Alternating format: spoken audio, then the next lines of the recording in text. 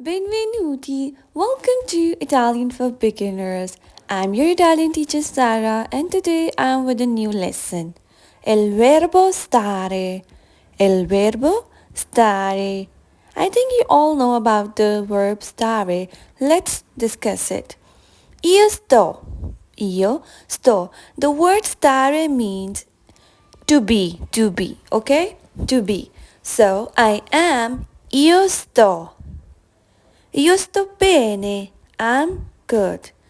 Tu stai? For example, you're asking someone about their health. Come stai? You are. How are you? Okay? Tu stai? You are.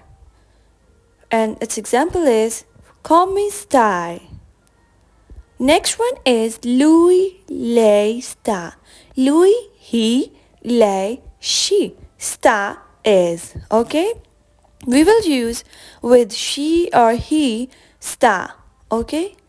Lui sta, lei sta. He is or she is.